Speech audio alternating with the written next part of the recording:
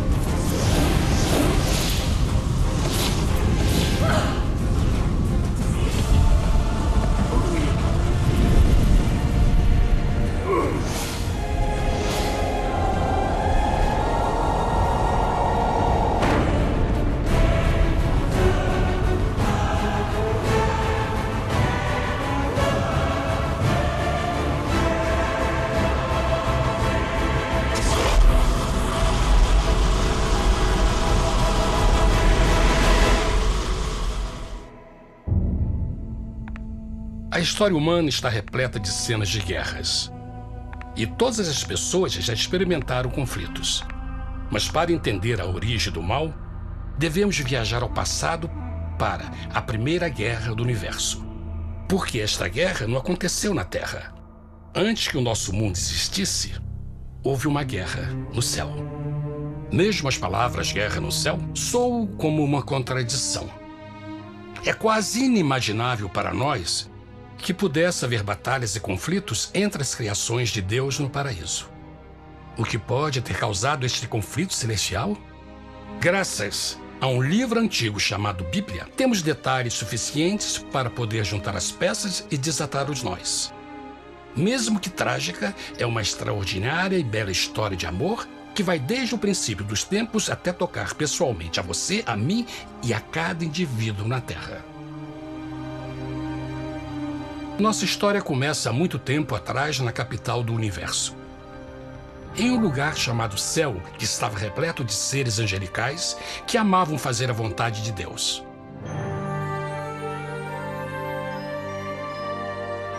Sob o justo e amoroso governo do Criador, todo o céu desfrutava uma existência de felicidade e perfeita paz. O príncipe supremo do paraíso e comandante dos anjos era o poderoso e amoroso Filho de Deus, mais conhecido com o nome que adotou quando veio à Terra, Jesus.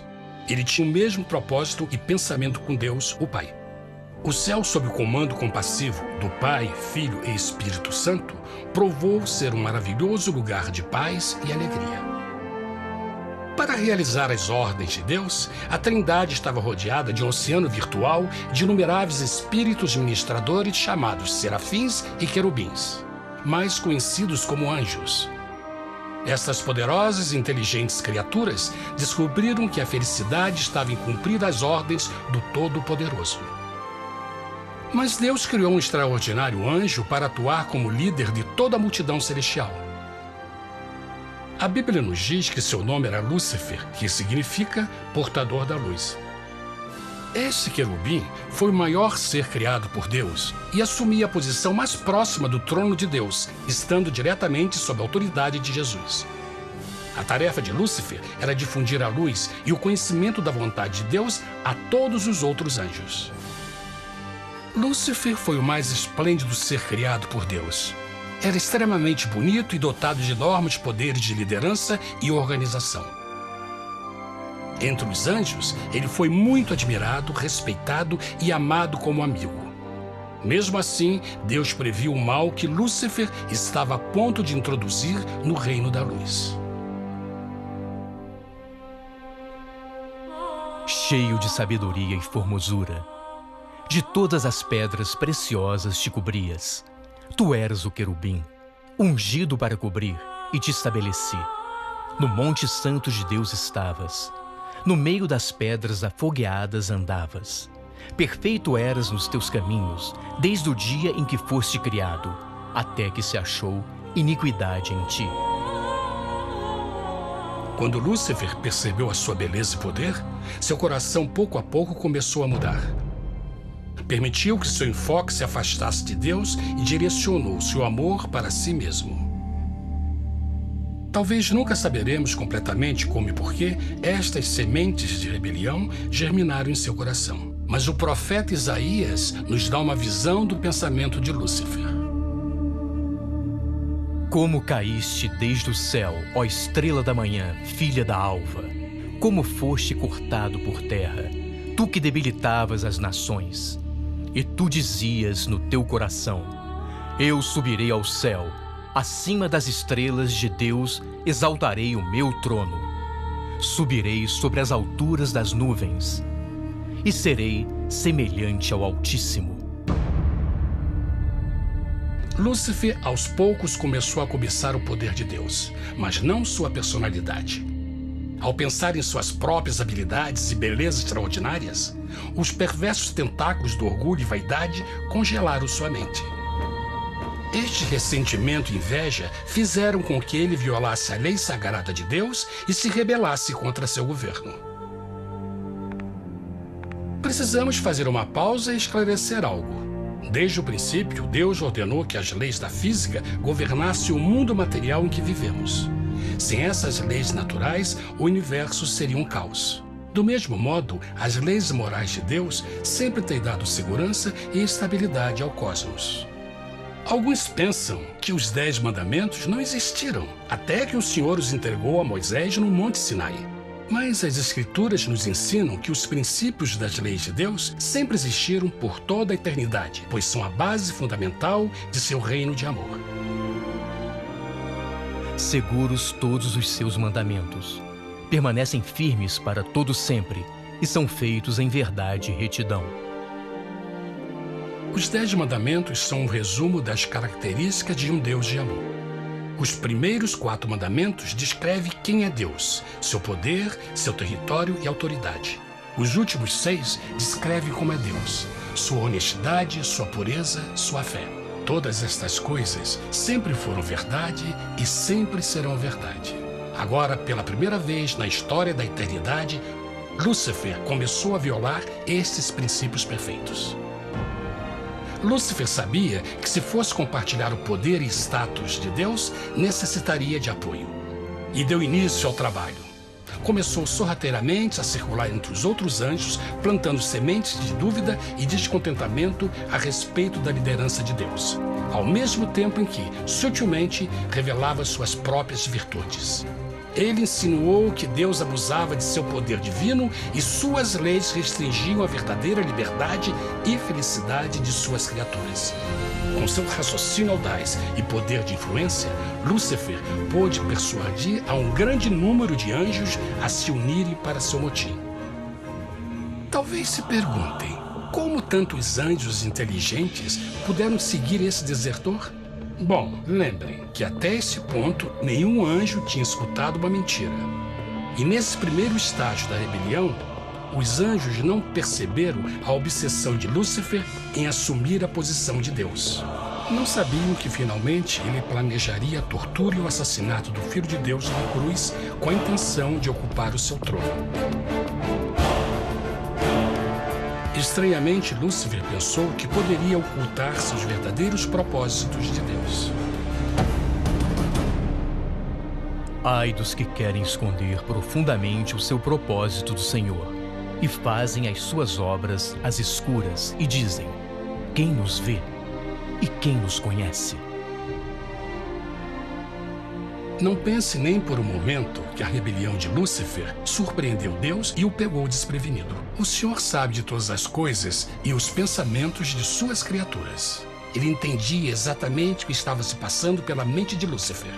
E piedosamente Deus advertiu o desgarrado anjo do perigo. Mas no final, o orgulho e a vaidade não permitiram que Lúcifer se arrependesse. Então, iniciou a rebelião total contra Deus em vez da humilde obediência. Alguns podem perguntar: isso significa que Deus criou um anjo defeituoso? Não, mas ele criou Lúcifer com livre-arbítrio. Verão que o livre-arbítrio é uma coisa maravilhosa, mas também muito perigosa, incluindo o risco de uma rebelião e a possibilidade de que o amor de Deus seja rejeitado. Vejam que o amor real não pode vir de uma criatura pré-programada e não pode ser forçado, deve ser voluntariamente dado. Por exemplo, mesmo que seja bonito este cachorro robô, na verdade, nunca poderá amar-me.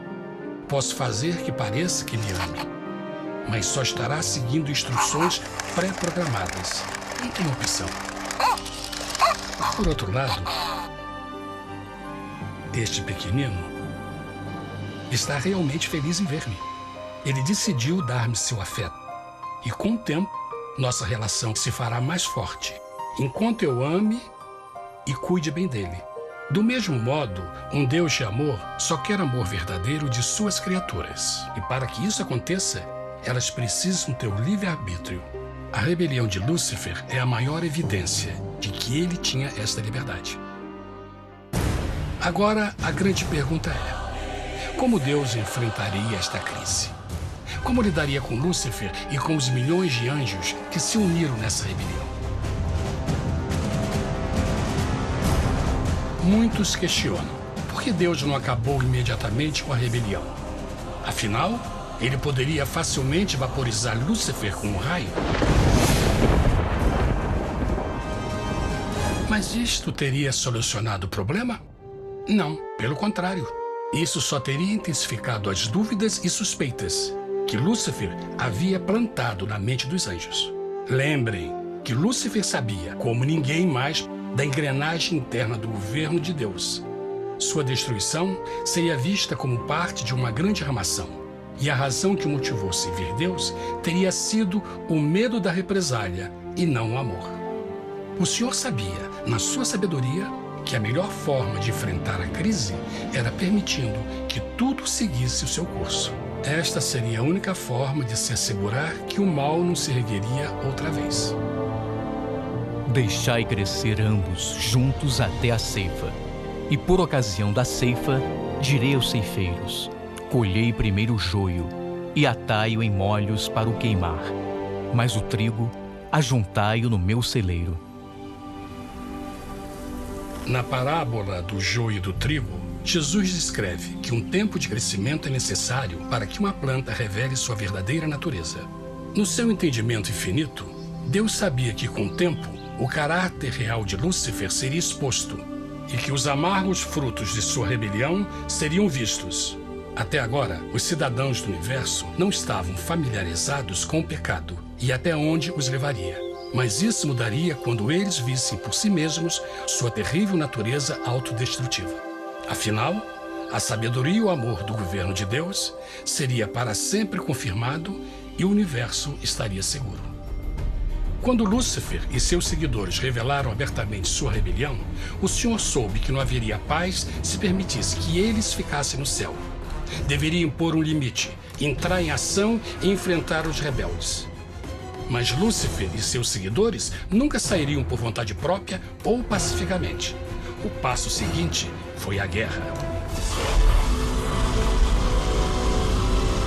E houve batalha no céu. Miguel e os seus anjos batalhavam contra o dragão. E batalhavam o dragão e os seus anjos. Mas não prevaleceram, nem mais o seu lugar se achou nos céus. E foi precipitado o grande dragão, a antiga serpente, chamada o Diabo e Satanás, que engana todo mundo. Ele foi precipitado na terra, e os seus anjos foram lançados com ele.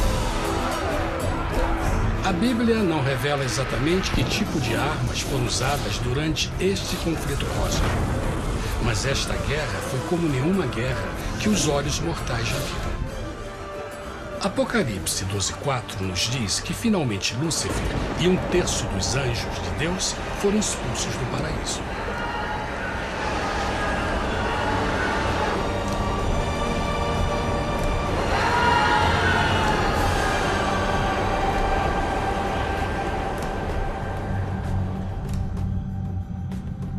Mas e agora? Lúcifer tinha milhões de anjos ao seu lado, mas precisava de um pedaço de chão para continuar sua rebelião. Rápido, muito rápido, o universo começou a entender o quão doloroso e caro o pecado poderia chegar a ser. Mas a guerra não tinha terminado, apenas começava. Lúcifer, o portador da luz, agora virou Satanás, o adversário.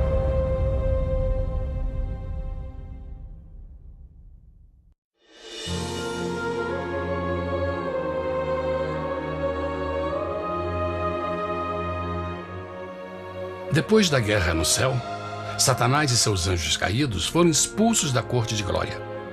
Por um tempo, o diabo e seus demônios vagaram pelo universo buscando inutilmente mundos que se compadeceram e se uniram à sua rebelião. Enquanto isto, o coração de Deus sentia intensamente o vazio que deixou a perda de Lúcifer e seus anjos. Então o Pai, o Filho e o Espírito Santo retomaram o seu trabalho favorito, o maravilhoso trabalho da criação.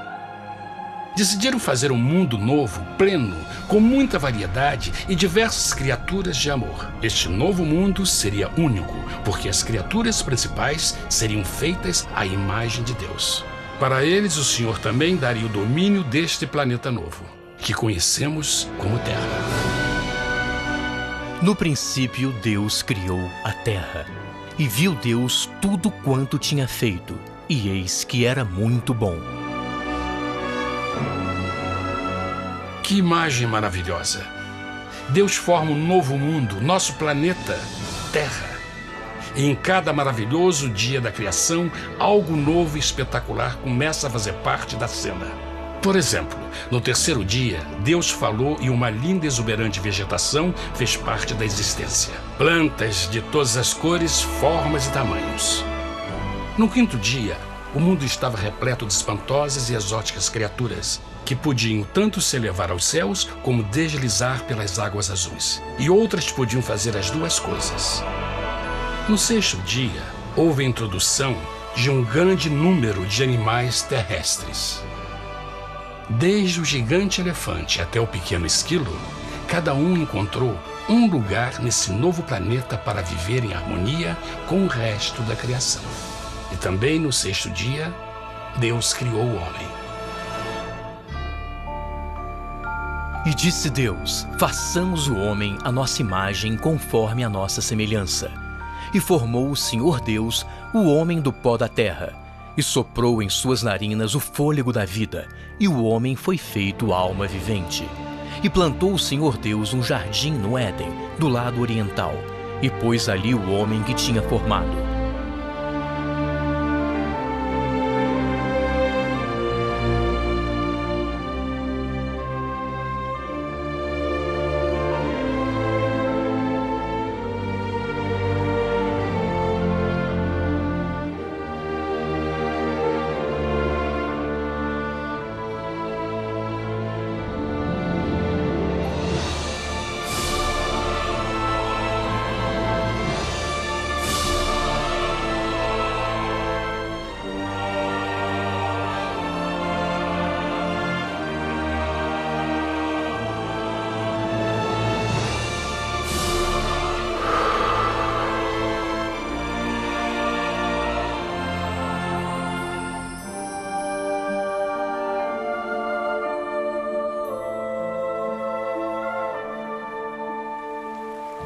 Mas que grande honra ser criado à semelhança de Deus, ser um indivíduo com liberdade de pensamento. No princípio, o homem não percebia a sua nudez. Provavelmente porque antes do pecado ele estava vestido de glória e luz.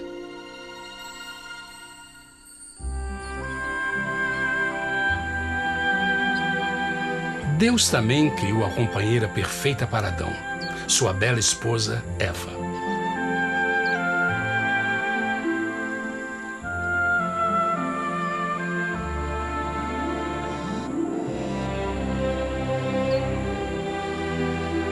O feliz casal foi colocado em um magnífico jardim perfeitamente projetado para aumentar sua felicidade. Para Adão e Eva e as outras criaturas da terra, também foi dado o privilégio divino de procriar a sua própria imagem. A intenção de Deus foi que a raça humana tivesse domínio sobre este paraíso perfeito para sempre. Eternamente felizes e saudáveis, trabalhariam com a flora do jardim de Deus enquanto desfrutariam o afeto e companhia de todas as criaturas sob seus cuidados. O ambiente que nossos primeiros antepassados experimentaram foi muito diferente do mundo de hoje. As rosas não tinham espinhos, os insetos não mordiam nem picavam, e os leões e as ovelhas brincavam juntos. Mas a grande bênção era os humanos viverem em perfeita harmonia com seu Criador. A cada 7 dias, Adão e Eva descansavam de seu prazeroso trabalho e gozavam de uma comunhão visita de seu Criador. Era um mundo esplêndido e maravilhoso. E esse estado de felicidade teria continuado eternamente se nossos primeiros parentes tivessem mostrado fidelidade com uma simples prova.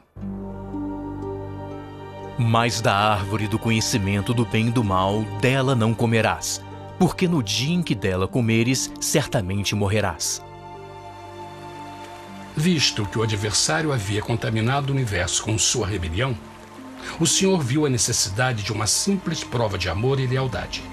Lembrem que os anjos bons acabaram de ver 1/3 de seus amigos serem expulsos do céu durante a guerra. Como estariam seguros de que esses novos humanos não se uniriam a Lúcifer e causariam problemas? Então o Senhor plantou uma árvore no jardim, uma árvore cujo fruto não deveria ser comido sob pena de morte. Ao passar por esta simples prova de obediência, Adão e Eva mostrariam a lealdade para com Deus e a fé em sua palavra. Ainda mais, era uma prova de amor.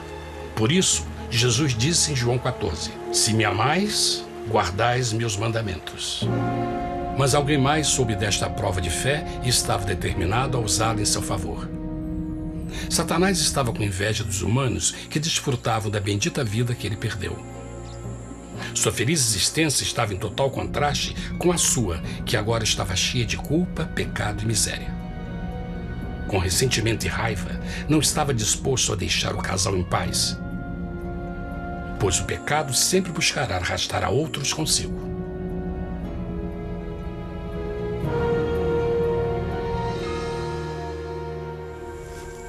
Então um dia, quando Eva estava concentrada em seu agradável trabalho, se viu sozinha e muito perto da árvore proibida. Foi quando Satanás viu sua oportunidade. Através de uma serpente hipnotizante, o anjo caído chamou Eva até a árvore e a envolveu em uma conversação.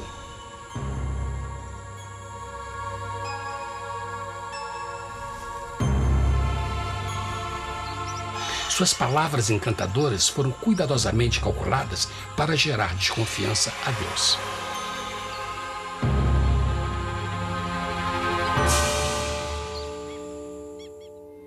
A serpente replicou à mulher, de modo algum morrereis.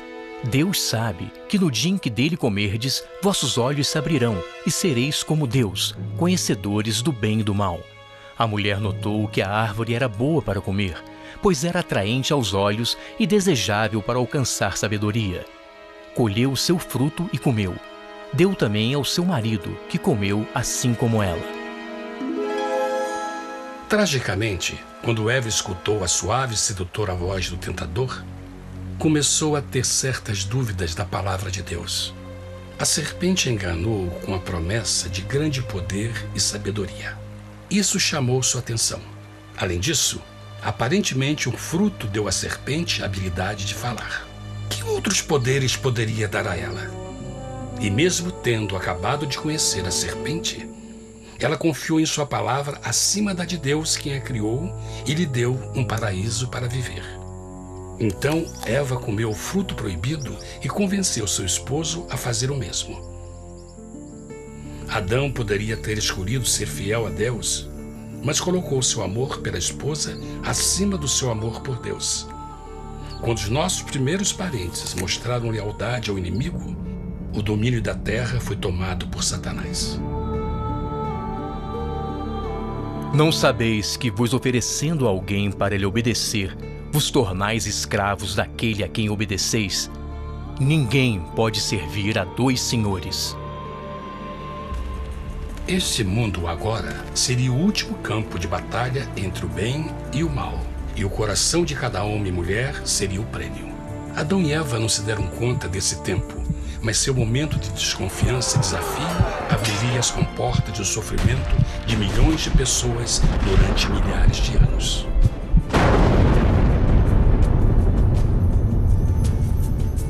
Portanto, como o pecado entrou no mundo por um homem, e por ele a morte, e assim a morte transmitiu-se a todos os homens naquele em quem todos pecaram. Nossos primeiros parentes logo enfrentaram o terrível resultado de seu pecado. Em estado santo, Adão e Eva resplandeciam com túnicas de glória. Depois de pecarem, suas túnicas naturais de luz se desfizeram e eles ficaram mortificados com a sensação de sua nudez. Vergonha e temor tomaram o lugar de sua alegria e paz e trataram de cobrir sua nudez com folhas. Agora eles se encontravam sob constante influência do diabo. Ao ceder à tentação, debilitaram sua natureza. E Satanás ganhou poder sobre a humanidade. As pessoas não podiam resistir às tentações do diabo com sua própria força. Por último, e o mais aterrador, se encontravam vivendo sob a pena de morte iminente. Deus havia advertido que a desobediência traria a morte.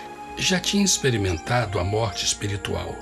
Quanto tempo passaria para sofrerem a morte física também? Nesse ponto, seu futuro não tinha nada mais que escuridão e desespero. Tendo expulsado o homem, colocou diante do jardim do Éden os querubins com o cintilar da espada flamejante, para guardar o caminho da árvore da vida. Como o pecado provocou a expulsão dos anjos caídos de seu lar celestial, agora pela desobediência, Adão e Eva foram tirados de seu jardim, seu lar no paraíso.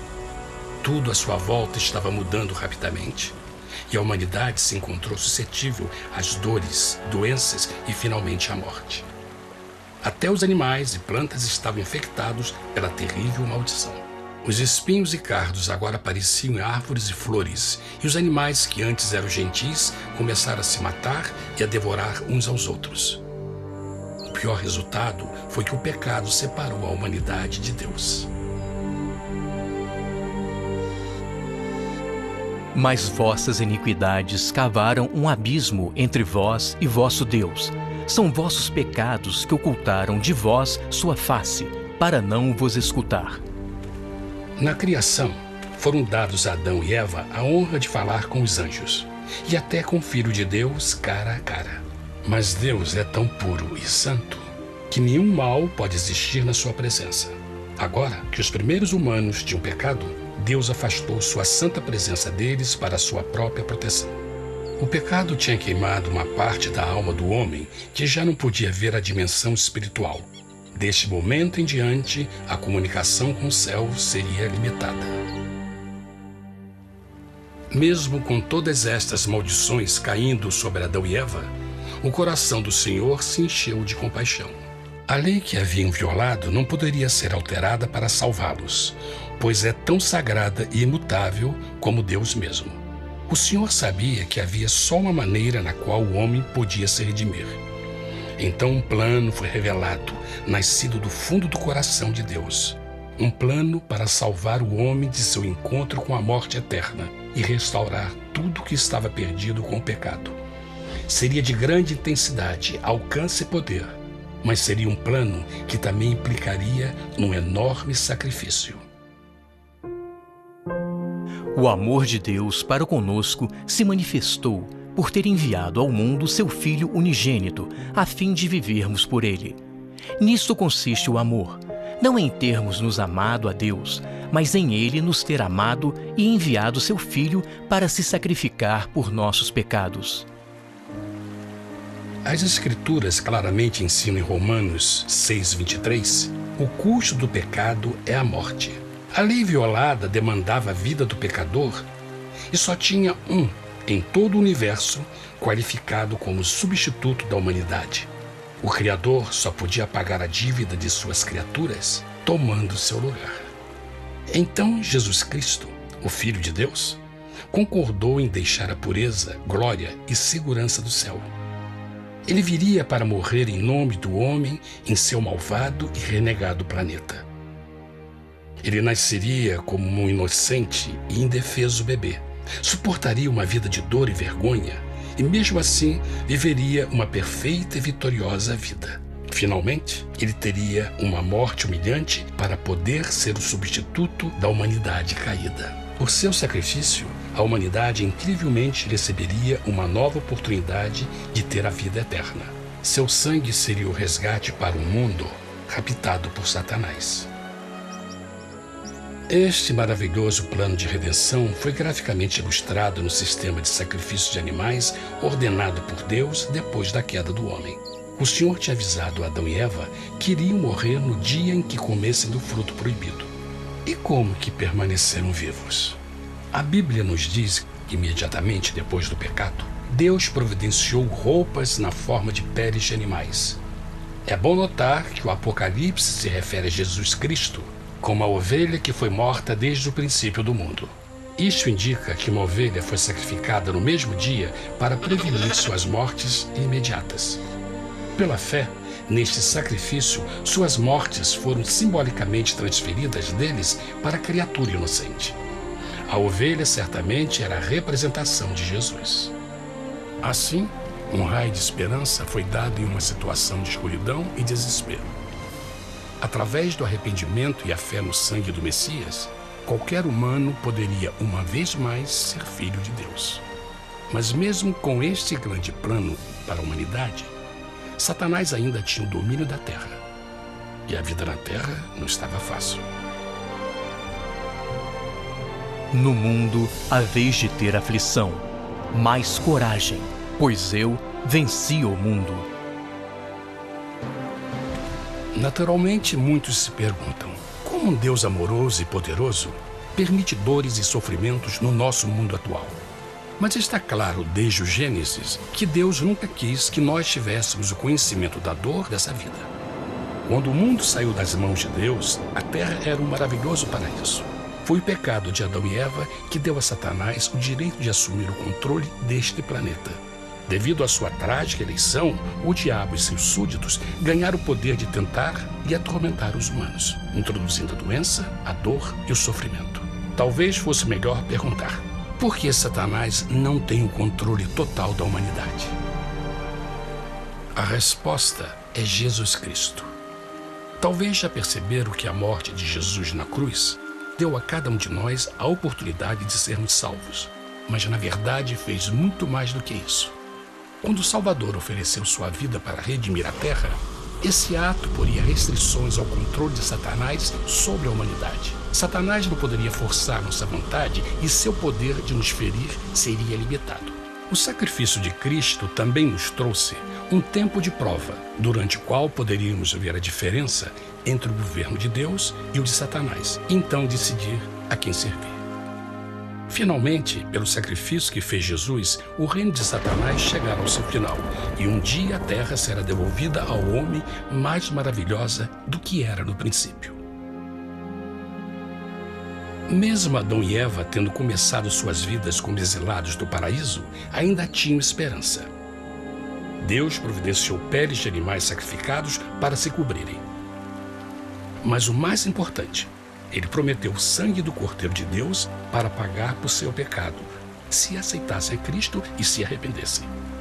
Uma grande pergunta permanece: as pessoas aceitariam o grande presente de Deus?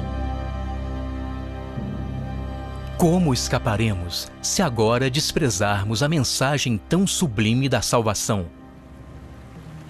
A incrível história que acabaram de escutar é verdade e afeta vocês. Pois, pelo desejo de Satanás de ser Deus e a desconfiança e desobediência de Adão e Eva, todos nós nos encontramos em uma situação perigosa.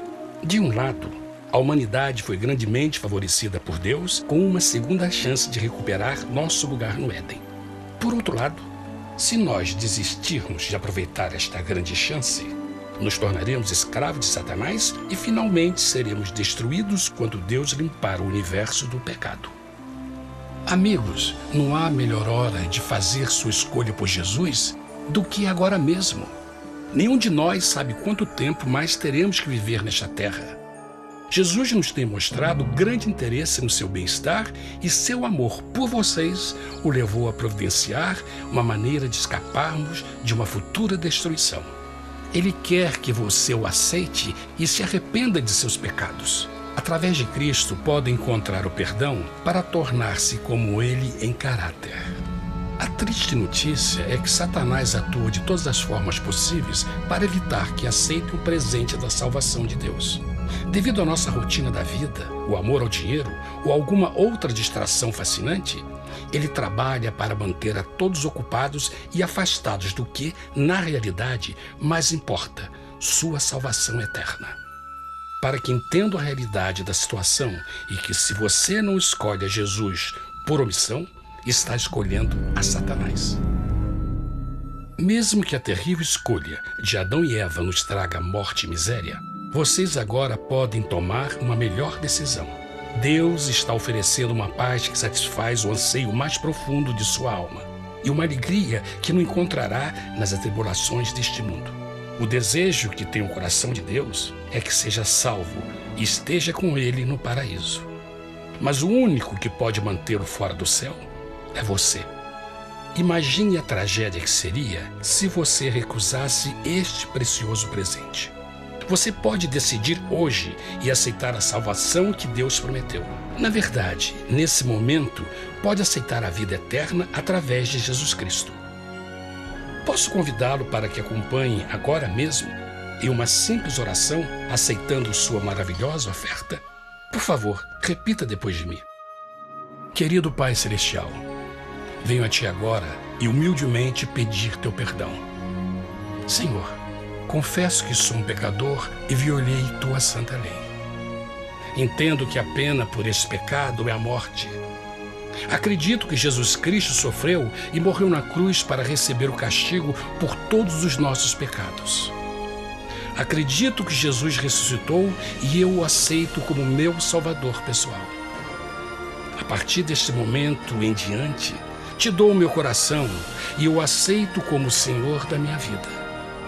Por favor, perdoa todos os meus pecados e envia Teu Espírito para ajudar-me a fazer a Tua vontade.